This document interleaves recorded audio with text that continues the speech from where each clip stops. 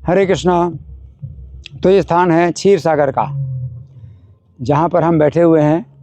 आप देख रहे हैं बहुत सुंदर ये दृश्य है। यहाँ पर भगवान ने अपना वो रूप प्रकट किया था जिस रूप में वो क्षीर सागर में निवास करते हैं। तो कथा इस प्रकार है कि जब भगवान रासलीला करते हैं तो रासलीला में जब प्रत्येक गोपी के साथ भगवान उनके गले में हाथ डाले हुए प्रत्येक गोपी के साथ में जब रास करते हैं तो गोपियों को इस बात का गर्व हुआ कि श्री कृष्ण जो है मेरे साथ में है। और ये गर्व तो स्वाभाविक है, किसको नहीं होगा गर्व। और भगवान जो है उस गर्व को जो है दूर करने के लिए अंतर्धान हो जाते हैं। तो राधा रानी के साथ में भगवान जो है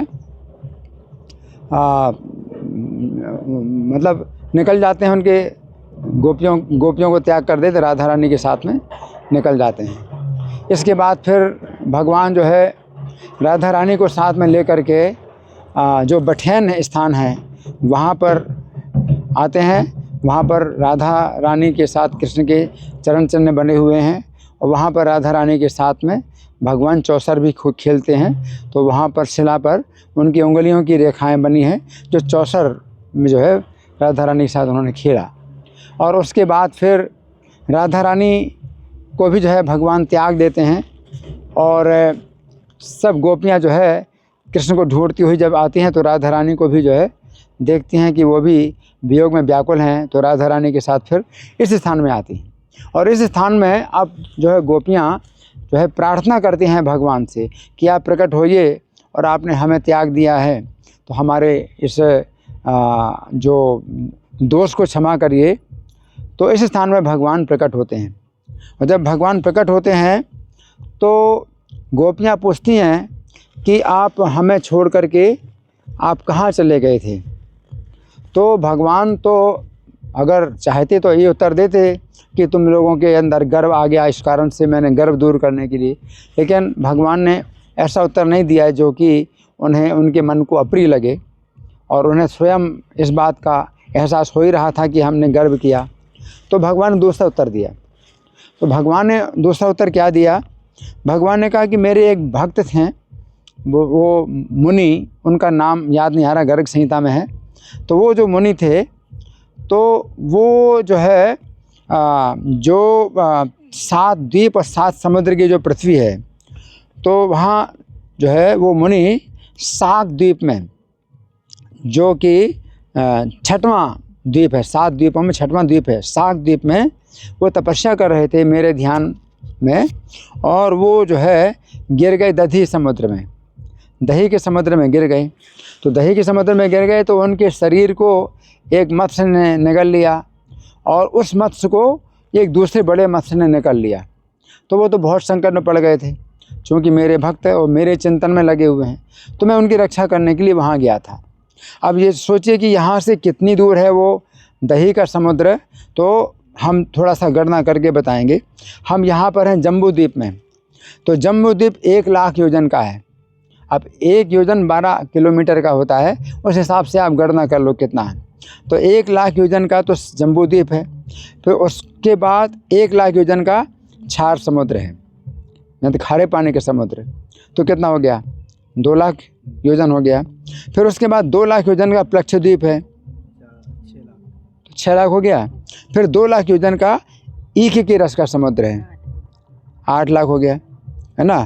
फिर 4 लाख योजन का शाल्मली द्वीप है, 12 हो गया। फिर उसके बाद 4 लाख योजन का सुरा समुद्र है, शराब का, खाली स्थान भी 16 हो गया। उसके बाद फिर 8 लाख योजन का कुश द्वीप है,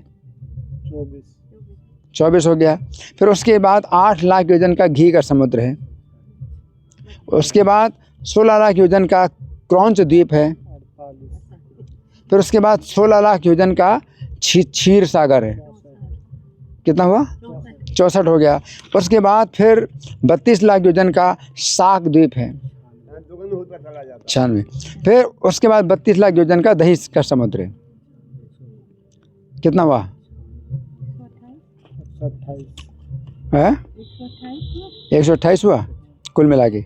अच्छा, तो आप उसको 32 लाख वेतन को छोड़ दो, क्योंकि दही के समुद्र के किनारे मान लो गिर गए, 96 तो 32 छोड़ दो तो 94 हुआ। 94 लाख योजन, 94 गुणा 12 करोगे, मान लो करीब 100 अगर मान लो, तो 100 में 12 से गुणा करो तो 1200 लाख, तो 12 करोड़ किलोमीटर इतनी दूर मैं चला गया था अपने भक्त की रक्षा करने के लिए। तो भगवान ये बता रहे हैं कि वहाँ जो है मैं जा कर के अपने भक्त की रक्षा करी, और फिर वहाँ भक्ति रक्षा करके उन मुनि को जो है संकट से जब निकाल लिया, तो फिर मैं क्षीर सागर में आ गया। तो क्षीर सागर यानी पीछे की तरफ आ गया, तो 32 लाख योजन पीछे जो है क्षीर सागर है? तो क्षीर सागर है जी, बताएंगे। ठीक है, तो वो क्षीर सागर में जो है मतलब भगवान कहते मैं सो गया, वहाँ सैया खाली पड़ी थी मेरी, तो मैं सो गया। और जब तुम लोगों ने पुकारा मुझे, तो फिर मैं जो है मतलब अपनी निद्रा का त्याग करके मैं आ गया यहाँ। तो भगवान ये नहीं बताया कि मैं वो क्यों सो गए क्षीर सागर में, क्योंकि वो मतलब कुछ वियोग में भगवान गोपियों को रखना चाहते थे, हैं? तो वियोग की अग्नि में जितने भी दोष हैं वो सब जो है जल जाते हैं। तो भगवान चाहते थे कि अगर कोई गर्भ अपने भक्त के अंदर कुछ गर्भ हो तो उसको वियोग का अनुभव हो। तो भगवान जो है इस प्रकार से जब उत्तर देते हैं, तो गोपियों ने पूछा कि आप क्षीर सागर में जब आप लेटे, तो वो दर्शन हम करना चाहते हैं कि क्षीर सागर में आप किस प्रकार से आप जो लेट शयन करते हैं, तो वो रूप हम आपका देखना चाहते हैं।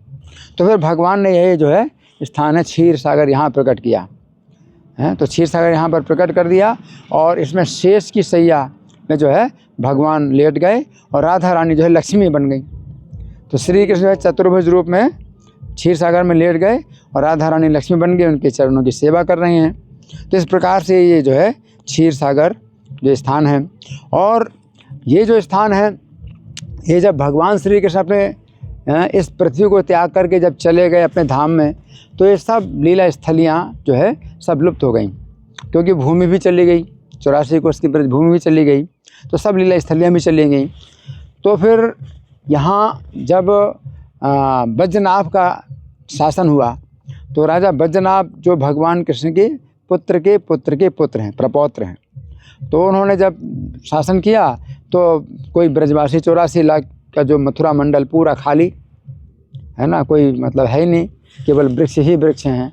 तो वे सांडिल्य मुनि से जब उन्होंने पूछा, तो सांडिल्य मुनि ने कहा कि इस स्थान के जितने भी निवासी हैं वो सब भगवान के धाम चले गए, भूमि भी चली गई, और उस भूमि में जितने भी निवासी हैं वो भी चले गए गोलोक धाम। तो अब तुम जो है यहाँ पर जो है प्रजा को बसाओ।